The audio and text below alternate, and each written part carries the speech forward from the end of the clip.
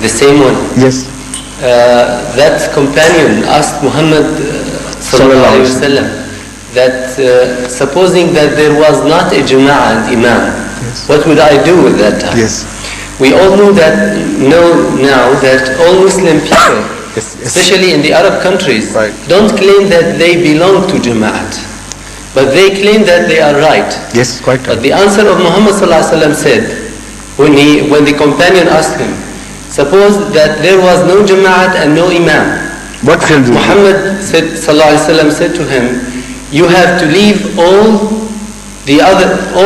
of those He furqas. said it is better for you to forsake all interest in life and Even retreat. if you Yes. bite on a piece of branch of tree, وَتَعْتَزِلْ الْفُرَقَ كُلَّهَا, For your survival, that's right. Yes. Right. which proves that if a person knows that he doesn't belong to a Jama'at, he must be sure that he is not right. He is wrong. Either that he must wait for the right to appear. Yes, I mean their claim being right and accusing us of being wrong is answered by Muhammad sallallahu alaihi wasallam. Exactly, that's right. That because they don't belong Yes, to I Jama'at. understand the impact of the import of that tradition also is very important for us. You're quite right, I agree with you. You know, the declaration made by Hadhrat sallallahu alaihi wasallam, the more important feature of that declaration is that a time would come when Imam Rabbani would not be present. An Imam sent by God will not be present. Now, these other sects, they believe themselves to be in the right, yet they also believe that their head of the sect, first of all, there is no one head of the sect. There are hundreds of heads of each sect. Some follow some and some follow the others. But even if there was one head of a sect, they yet would believe that he is not an Imam created by God. Yes. This is the state. That's why they are not Jama'ah. Exactly. This is very important. The only Jama'ah among the Muslims today which believes in the totality of the Holy Quranic teachings and the totality of Hazrat sallallahu alaihi wasallam's injunctions with an Imam is Jamaat Ahmadiyya. There are some other fake Jamaats as well which may sort of confuse the issue for a beginner, for a man of a cursory examination. Someone may point out that, for instance, there are Baha'is, for instance. Now they no longer claim to be Muslims, but at the time there was when they claimed to be Muslims. They had a Jama'ah and they had an Imam. There are two Imams in fact. One of them claimed to be sent by God. So they may have claimed that this is the similarity again. So what is the difference between Jamaat Ahmadiyya and that Jama'ah? Also, there are Ismailis, for instance. They have an Imam and a Jama'ah. And they also claim that their Imam is the Imam appointed by God.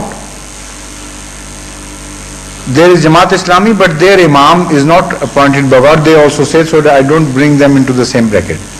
So there are three now claimants, according to this tradition you have quoted. Jamaat Ahmadiyya, the Ismailis and the Baha'is.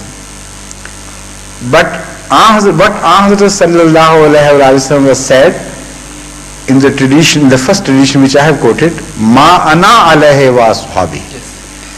That is to say, the future Imam or Jama'ah would not differ a jot from my teachings and the teachings of the Holy Quran. So if anybody claims to be an Imam and yet claims that a part of the Holy Quran has been cancelled out, or a saying of the tradition, Hazrat Sallallahu Alaihi Wasallam is no longer in effect, in operation, then that Jama'ah and that Imam ceases to claim the right to be declared that Jamaat and that Imam of which you are talking now. In the cases of these two Jamaats, that is Jamaat Ismaili and Jamaat Baha'is, this is exactly true. That Ismailis no longer believe in all the traditions of Hadhrat sallallahu alaihi wasallam. In fact, they don't call their mosques mosques. They don't pray like the Hadhrat sallallahu alaihi wasallam did pray. Instead of prayer, a place of prayer and worship, they call it Jamaat Khana. And in Jamaat Khanas, a picture of their head of the community is hung in front towards Qibla or wherever they face in that Jamaat Khana. And they pray to him. So they are out of the competition immediately. So many other fundamental differences are found in their beliefs and habits that you can't say they are for the followers, entire followers, without any difference of the Holy Quran and of the traditions of Hadhrat sallallahu alaihi wasallam. As far as the Baha'is are concerned, this is now a known fact about them, no debate about it. They themselves claim that the Holy Quran is an obsolete book and a change was required. This is why this movement was started. So they also do not fall into that category. The only contestant, the only claimant left in the field is Jamaat Ahmadiyya. Yes, I mean, for the majority of the Jamaat, yes, of the Muslims, I mean, they know that they don't claim to be Jamaat, yes, and they don't claim that they have had any bay'at. This is yes, also the majority does. That, yes, yes, exactly. And we know that it is very decisive that yes, the Muslim should have bay'ah. من مات وليس في عنقه بيعة لإمام. I fully agree, but what I wanted to point out that you should modify your position when you say that in future. Otherwise, one day you will be confronted with a question. Yes, of what course, about Ismailis and yes, what about Baha'is and so on and so forth. Yes. So only that is the reason why I pointed out to this. Otherwise, I fully agree with you. Yes. So, shall we ultimately permit Mr. Abdul Rashid? You have already surrendered. All right. You also surrender? No, it's up to you and up to the rest of us. From Surut moment. Yes. That's good. Would you kindly explain? I'll read the verse first. وَلَقَدْ آتَيْنَا مُوسَى الْهُدَى وَأَوْرَثْنَا بَنِي إِسْرَائِيلَ الْكِتَابَ. Could you kindly explain why it is not mentioned in the Holy Quran that we gave Torah to Moses? Yes, I think you have been sitting